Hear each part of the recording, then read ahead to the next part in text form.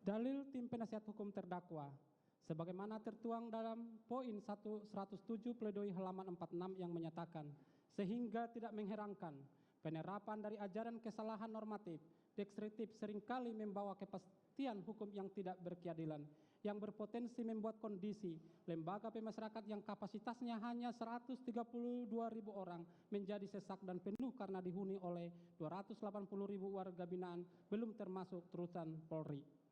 Dalil pledoi penasihat hukum terdakwa Richard Eliezer Podiang Lumiu adalah tidak tepat, serta sangat klise dan lemah dalam berlogika, serta merupakan dalil yang sangat subjektif, tidak dapat divalidasi kebenarannya, dan mudah dipatahkan karena tidak disertai dengan adanya bukti ilmiah yang menjelaskan adanya kausalitas antara penggunaan ajaran kesalahan normatif deskriptif dengan kondisi lembaga pemasyarakatan yang menjadi penuh sesak karena over capacity, serta tidak adanya bukti ilmiah yang dapat membangun argumentasi yuridis dalam penggunaan ajaran kesalahan psikologis akan dapat menurunkan kondisi over capacity dalam lembaga pemasyarakatan di Indonesia, sehingga dalil tim penasihat hukum yang meminta dipertimbangkannya ajaran kesalahan psikologis pada diri terdakwa Richard Eliezer Podiang Lumiu haruslah dikesampingkan.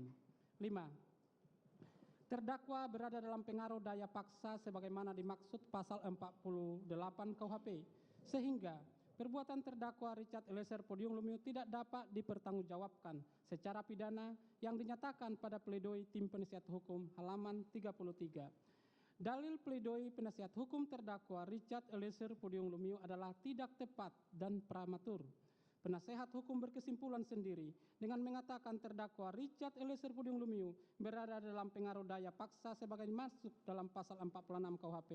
Penasehat hukum tidak memperhatikan fakta hukum yang sudah tidak dapat terbantahkan lagi. Terdakwa Richard Eliezer Podiang Lumiu bersedia untuk menembak korban Nopriansa Yosua Huta Barat ketika diminta oleh saksi Perdisambo untuk menembak korban Nopriansa Yosua Huta Barat yang akan dilaksanakan di rumah dinas Duren 346, hingga pada akhirnya terdakwa Richard Eliezer Podiang Lumiu menembak korban Nopriansa Yosua Huta Barat saat mendengar permintaan saksi Perdisambo dengan kata-kata, "Woi, kau tembak cepat, cepat, woi, kau tembak." Lalu terdakwa Richard Eliezer Podiang Lumiu menembak korban Nopriansa Yosua Huta Barat hingga terjatuh, mengerang kesakitan, yang mana tembakan terdakwa Richard Eliezer Podiang Lumiu yang mengenai dada korban Nopriansa Yosua merupakan salah satu penyebab kematian. Berdasarkan fakta hukum tersebut tidak dapat adanya paksaan atau daya paksa yang dapat digolongkan sebagai alasan pembenar maupun alasan pemaaf, sehingga tepatlah pendapat Simon yang mengemukakan opermah itu dapat berupa keadaan terpaksa secara fisik dan keadaan terpaksa secara psikis. Secara fisik itu dapat terjadi karena paksaan yang dilakukan oleh orang ketiga, misalnya dengan memegang tangan orang yang dipaksa untuk menandatangani sepucuk surat di dalam kejahatan pemalsuan surat. Selanjutnya, misalnya dengan dirampasnya kemerdekaan seseorang yang dipanggil sebagai saksi, termasuk pula ke dalam suatu perbuatan yang dilakukan karena terpaksa disewakan bekerja sama kekuatan alam. Misalnya, seseorang terpaksa pulang dalam keadaan telanjang karena pakaiannya yang diletakkan di tepi sungai ketika mandi telah hilang ditebakan oleh angin yang tiba-tiba bertiup dengan sangat kencangnya. Keadaan terpaksa secara psikis ini terjadi misalnya jika orang yang memakai kekerasan atau ancaman kekerasan itu membiarkan orang yang dipaksa untuk tetap bebas secara fisik dan juga bebas untuk tidak melakukan sesuatu sesuai dengan yang dikehendakinya. Akan tetapi kekerasan atau ancaman kekerasan itu mempunyai pengaruh yang demikian rupa sehingga sangat mempengaruhi keputusan dan kehendak dari seseorang yang dipaksanya itu. Bahwa juga terdapat jurisprudensi terkait dengan daya paksa pasal 48 KUHP adalah sebagai berikut. MA Mahkamah Agung nomor tanggal 30 Mei 1991 nomor 121K garing KR garing 1960.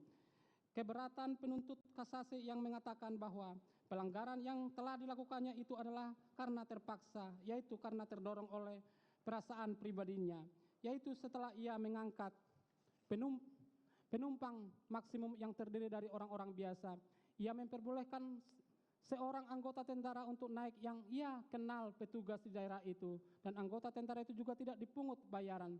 tidaklah dapat dibenarkan karena keberatan tersebut bukanlah dorongan yang bersandar pada rasa pribadi penuntut kasasi dan merupakan paksaan termasuk di dalam pasal 48 KUHP, sehingga perbuatan penuntut kasasi tetap merupakan tindak pidana.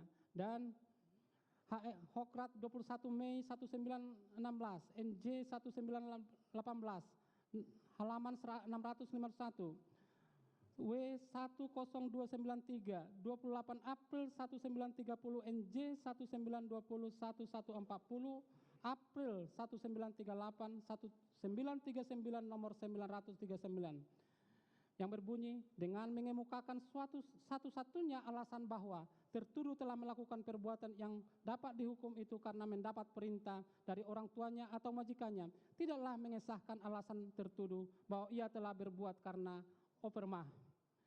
Apabila dihubungkan antara fakta hukum yang dikemukakan oleh terdakwa Richard Eliezer Pudihang Lumiu dengan pendapat ahli dan jurisprudensi di atas, keterangan dari terdakwa Richard Eliezer Pudihang Lumiu tersebut belum cukup untuk membuktikan bahwa penembakan tersebut dilakukannya dalam keadaan terpaksa secara psikis. Bahwa dalam keadaan terpaksa secara psikis terjadi jika orang memakai kekerasan atau ancaman kekerasan, membiarkan orang yang dipaksa untuk tetap bebas secara fisik dan juga bebas untuk tidak melakukan sesuatu sesuai dengan apa yang dikehendakinya. Akan tetapi kekerasan atau ancaman kekerasan itu mempunyai pengaruh yang sedemikian rupa bahwa yang perlu digarisbawahi dari pendapat tersebut adalah adanya paksaan dalam bentuk kekerasan atau ancaman kekerasan dari orang yang memaksa dan mempunyai pengaruh yang sedemikian rupa. Bahwa dari keterangan terdakwa Richard Eliezer Pudihang Lumiu tidak tergambar adanya paksaan baik dalam bentuk kekerasan maupun ancaman kekerasan yang mempunyai pengaruh demikian rupa dari saksi Perdisambo yang mengakibatkan terdakwa Richard Eliezer Pudihang Lumiu dalam keadaan tertekan secara psikis sehingga langsung mengiyakan perintah dari saksi Perdisambo tersebut, bahwa teriakan Perdisambo dengan kata-kata "woi kau tembak, cepat, cepat kau tembak" juga tidak termasuk paksaan baik dalam bentuk kekerasan maupun ancaman kekerasan yang mempunyai pengaruh demikian rupa yang dapat mengakibatkan terdakwa Richard Eliezer Pudihang Lumiu dalam keadaan tertekan secara psikis. Dengan demikian, dalil-dalil penasihat hukum harus dikesampingkan.